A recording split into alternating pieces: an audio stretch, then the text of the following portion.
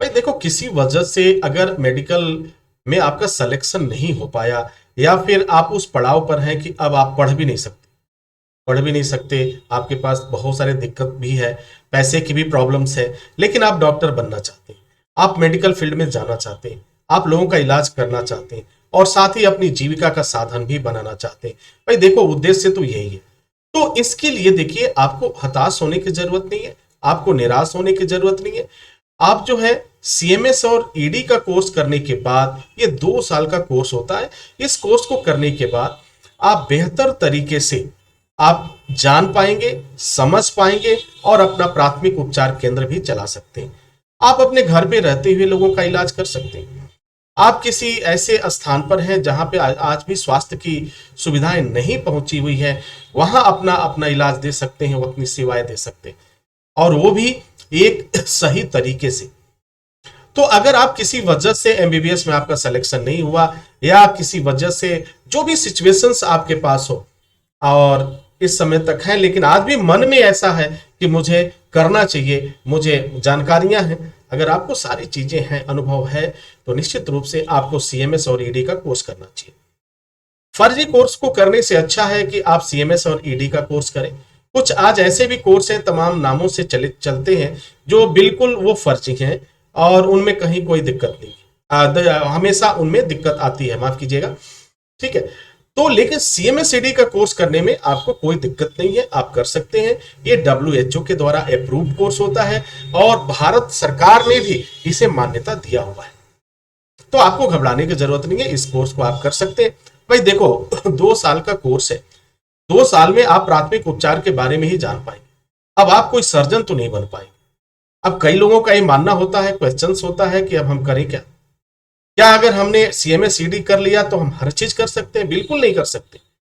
आप सिर्फ जो काम सीएमएसईडी के अंतर्गत है वही काम आप कर सकते हैं, बाकी कोई काम नहीं कर सकते। तो सीएमएसईडी के अंतर्गत जो काम है, प्राथमिक उपचार देना है, प्राथमिक सेवा देनी है, हेल्थ से संबंधित, वही सेवा आप दे पाएंगे।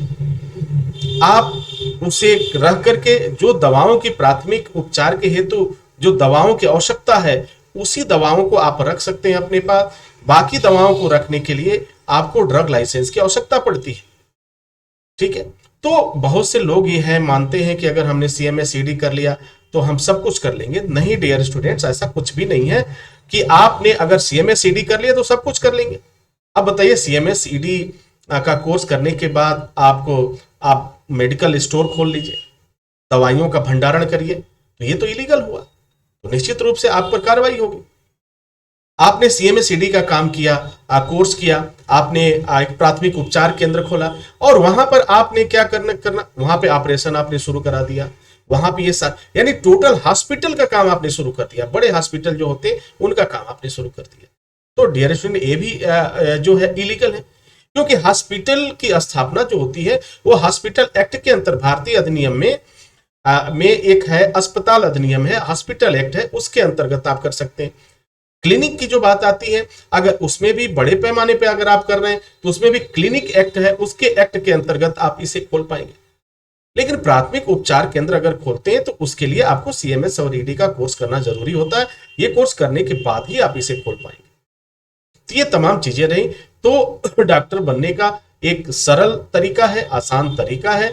आप इस कोर्स को 2 साल आप कोर्स करने के बाद आप प्राथमिक उपचार करने के लिए एलिजिबल हो जाएंगे, और आप अपनी स्वास्थ्य सेवाएं दे सकते हैं। आपको कोई परेशान नहीं करेगा, आपको बकायदे सर्टिफिकेट मिलेंगे, बकायदे प्रमाण पत्र मिलेगा, और कहीं किसी भी तरह की आपको दिक्कत नहीं आएगी।